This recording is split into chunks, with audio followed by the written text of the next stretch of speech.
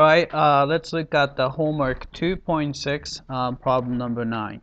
All right, so we want to find the equations of two tangent lines to the ellipse that passes through the point 27, 3.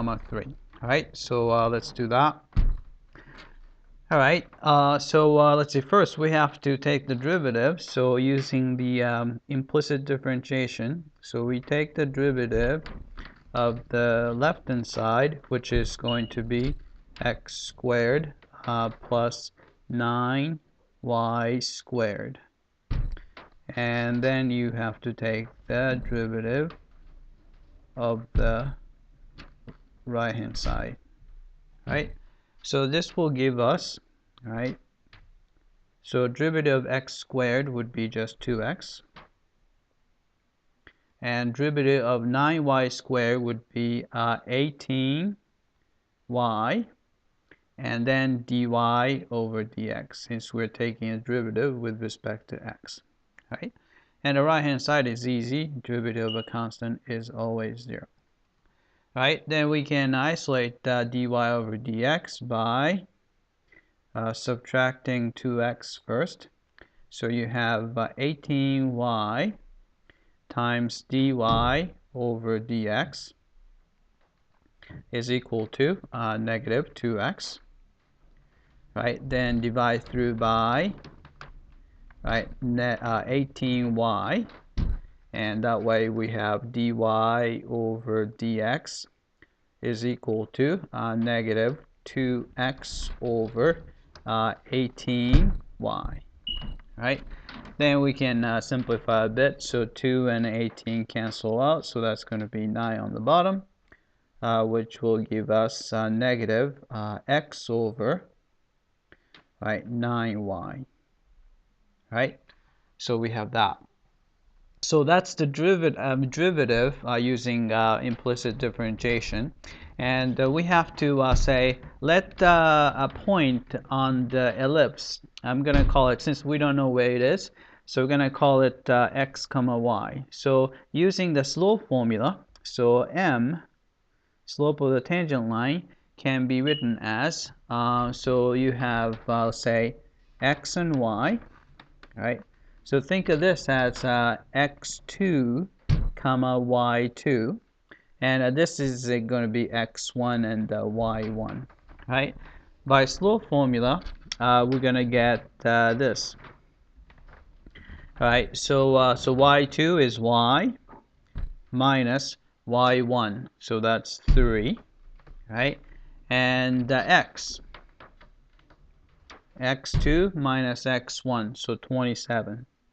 Right, this is the expression we get from the slope formula, and we want to make sure that the slope formula and the derivative gives you the exactly the same value, right? So I'm going to just set that equal to each other, so it's going to be equal to negative x over 9y, right? Then I guess we can cross multiply, right? So I guess we want to multiply this by 9y, also quantity x minus 27, right? To do, if you do that, so x minus 27 cancel out, so you just have to 9y times y minus 3. So that's going to be 9y squared minus 9 times, I will say 9y times 3, and 27y, right? And the right hand side, 9y cancel out, so you're going to have negative x times x minus 27. So it's a negative x squared, and a negative, so it's a plus 27x. Alright, then we're going to put, let's see, the reason why I want to do this is here, you have 9y squared. 9y squared shows up here. If you had x squared, then we can turn that into 81. So we can do that. So I'm going to simply add x squared, and then also add 27y, right? So you get let's see, x squared plus, you have 9y squared already on the left, and negative 27 is going to be on the other side, so you have a 27x, and you have another 27y. Alright, but this is going to be equal to, this is equal to 81, because x squared plus 9y squared is equal to 81. So since this point x comma y is on this ellipse, so this is actually 81. Right? By dividing through by 27, we can get this. By dividing through by 27, so you're just going to get the x plus y is equal to 3. Alright, so in order to find x and y, we can actually use this equation and the original equation for the ellipse and try to find the xy value. Right? So I would probably solve for x, because it's probably easier to plug in. So subtract y, so x is equal to 3 minus y. Right? Then I'm going to plug this guy into the original ellipse equation. So what you get is x squared. X is 3 minus y, so I'm going to go ahead and square that. So 3 squared would be 9, minus 2 times 3 times y would be 6y, plus y squared. So y squared, and plus 9x. Now, so 9y squared, right? And this is going to be equal to 81. Right, so all I did was plug this guy into that ellipse equation. All right, so this is a quadratic equation, so we try to solve that by, let's see, combining those two guys. So you have a 10y squared, and so that will take care of these two guys. And then you have a negative 6y, so put the negative 6y. All right, then let's see, so you have, so 9, and I'm going to subtract 81. Right, that will give us negative 72, right, is equal to 0. Right, so everyone is even number, so I'm going to go ahead and divide through by 2, because I like small numbers.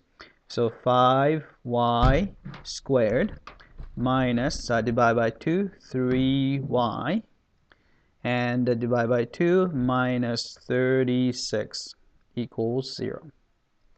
Alright, hopefully we can factor this guy out. So try to factor it out. So you're going to get, let's say 5y is probably there, and you're going to have y, so that we can get the 5y squared. Alright, then we can do, let's see, we can do probably plus 3,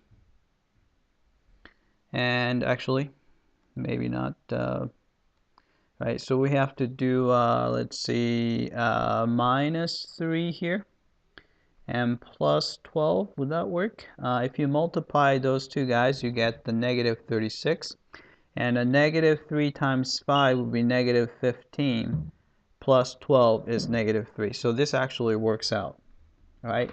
So this will give us two y values. Y is either 3, and the other one is negative 12 over 5. Right, so we got that. Alright, so x value is fairly easy to get, because x is just a 3 minus y. So this will give us x value corresponding to 3 was 3 minus 3. So x is actually 0 for that one. Right. Then you have 3 minus negative 12 over 5. So it's going to be 3 plus 12 over 5. 3 is 15 over 5. So 15 plus 12, it would be 27 over 5. So it's a 27 over 5. All right, so there are two cases. So we have to look for two slopes. So I'm going to call M1. All right, so slope formula is right here. So this is dy over dx, where we can use that. And so x we found to be 0. So it's a negative 0 over. And it's not going to matter, but the y is going to be 3. 9 times 3. right? But this is actually slope 1 is going to be 0, right? And slope 2, so M2 is going to be negative x. X is 27 over 5, and then over 9 times y value is negative 12 over 5. Right, so let's simplify. So you have a negative sign here and negative sign there, so you can cancel those and turn into positive. All right, so 27, 9, so cancel 9, and 27 becomes 3, right? And multiply top and bottom by 5 so that they can get rid of that, right? Then also we have 3 and 12, so 3 becomes 1 and 12 becomes 4. So therefore, this is going to be 1/4, right? So the equation we can easily find. So tangent line number 1 is going to be y minus, okay, so we can use these points, y1, so 3 is equal to 0, because slope is 0 there, x minus 27, right? So that's a long way of saying 0, right? So by adding 3 to both sides, so y equals 3. So this is going to be a horizontal line. All right, and the tangent line number 2 is going to be same point, so it's y minus 3, but the slope is 1/4. Then you have x minus 27. So if you want to write it as a y equals, okay, we can just add 3 to both sides.